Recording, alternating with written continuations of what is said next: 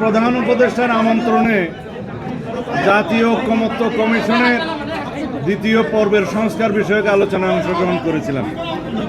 মাননীয় প্রধান উপদেষ্টা নিজেই এই জাতীয় ঐকমত্য কমিশনের সভাপতি। বিভিন্ন রাজনৈতিক দলের প্রতিনিধিদের বক্তব্য আমরা শুনেছি, তিনি শুনেছেন। আমরা আমাদের বক্তব্য উপস্থাপন করেছি। আমরা বলেছি সংস্কার কমিশন যথেষ্ট সময় ইতিমধ্যে অতিবাহিত করেছেন। আমরা বিস্তারিতভাবে আগেও সংস্কার কমিশনের আলাপ আলোচনায় আন্তরিকতার সাথে অংশগ্রহণ করেছি এবং সংস্কার কমিশনের রিপোর্ট প্রণয়নের আগেও আমরা সংস্কার কমিশনগুলোতে আমাদের দলের পক্ষ থেকে আমরা আমাদের মতামত দিয়েছিলাম এবং সেই মতামতের ভিত্তিতে অন্যান্য দলের মতামতের ভিত্তিতে সংস্কার কমিশনগুলো রিপোর্ট প্রণয়ন করেছিল। আপনারা জানেন সেই রিপোর্ট, বিস্তারিত রিপোর্ট আমরা আমাদের দলে আলোচনা করেছি এবং ইতিমধ্যে একটি সংক্ষিপ্ত স্প্রেডশিটের মাধ্যমে ওনারা 166টি দাবি প্রস্তাব আমাদের কাছে দিয়েছিলেন। তার উপরে আমরা কোনো মনোযোগ দেইনি, বিকজ এটা অনেকটা বিভ্রান্তিমূলক ছিল।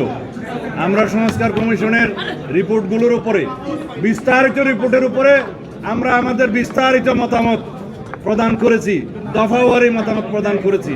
সেই বিষয়ে সময়ে সময়ে আপনাদেরকে অবহিত করেছি এবং পরবর্তীতে গঠিত জাতীয় ঐক্য কমিশনের আহ্বানে আমরা আলাপ আলোচনা করতে গিয়েছিলাম সংস্কার বিষয়ে। অনবরত 3 দিন আমরা সংস্কার কমিশনের সাথে বৈঠক করেছি, অন্যান্য দলের সাথেও তারা বৈঠক করেছেন এবং আমাদের মতামত, বিস্তারিত মতামত লিখিতভাবেও আমরা দিয়েছি।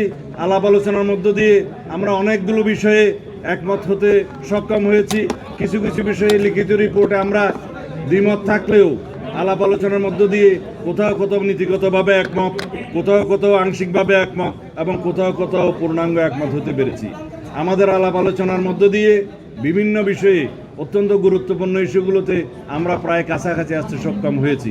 এখনও দ্বিতীয় পর্যায়ের আলাপ আলোচনায় ওনারা যেভাবে আমাদের সাথে আলাপ করেছেন তাতে মনে হয়েছে কিছু কিছু জাতীয় গুরুত্বপূর্ণ বিষয়ে, বিশেষ করে সংবিধান সংক্রান্ত কিছু কিছু ইস্যুতে তারা একমত হওয়ার জন্য সমস্ত দলগুলোর সাথে আলোচনা করবেন।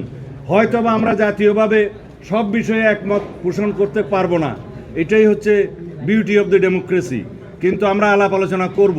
আমরা কোথাও কোথাও দ্বিমত পোষণ করব, কোথাও কোথাও হয়তো আমরা একমত হতে পারবো, কোথাও আমরা একমত হওয়ার কাছাকাছি আসতে পারবো। এইভাবেই একটা জাতীয় ঐক্যমত্য সৃষ্টি হবে। সকল বিষয়ে যদি ঐক্যমত্য সৃষ্টি হয় সকল রাজনৈতিক দলের মধ্যে, স্টেক হোল্ডারদের মধ্যে, তাহলে হবে সেটা একটা অনন্য অপূর্ব জিনিস। সেটা আমি এতটা বেশি আশা করতে পারবো না, কারণ বিভিন্ন মতাদর্শে বিশ্বাসী বিভিন্ন রাজনৈতিক দলের বিভিন্ন রকমের বক্তব্য থাকবে, দৃষ্টিভঙ্গি থাকবে, দৃষ্টিকোণ থাকবে। আমরা সেইটাই গ্রহণ করব যেটা এই জাতির জন্য বৃহত্তর স্বার্থ সংরক্ষণ করবে। আমরা গ্রহণ করব যেটা জাতীয় ভিত্তিতে গৃহীত হলে এই জাতির মধ্যে একটা ঐক্য সৃষ্টি হবে। আমরা তাই প্রস্তাব করব যে এই প্রস্তাবগুলো গৃহীত হলে একটি সুন্দর শক্তিশালী গণতান্ত্রিক রাষ্ট্র হবে।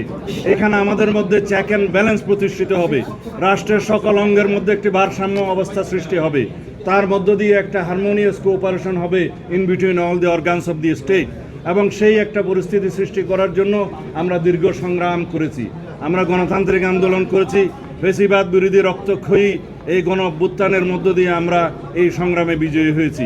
সেই জন্য আমরা আমাদের শহীদের রক্তের আকাঙ্ক্ষা অনুযায়ী, এদেশের জনমানুষের প্রত্যাশা অনুযায়ী আমরা একটি গণতান্ত্রিক সমাজ এবং রাষ্ট্র বিনির্মাণের জন্য আমরা অবশ্যই সেই সমস্ত বিষয়গুলোকে আমরা বিবেচনা করব, যে এই বিষয়গুলো আমরা গ্রহণ করলে, এই জাতি গ্রহণ করলে, বিশেষ করে ঐক্যমতের ভিত্তিতে গ্রহণ করলে একটি শক্তিশালী রাষ্ট্রীয় কাঠামো আমরা গঠন করতে পারবো এবং তার মধ্য দিয়ে আমরা একটা বিপুল সংখ্যক জনগোষ্ঠী, এই দেশের সমগ্র জনগোষ্ঠী আমরা আমাদের আকাঙ্ক্ষাকে বাস্তবায়ন করতে পারবো। আপনাদের যদি কোনো প্রশ্ন থাকে বলতে পারেন।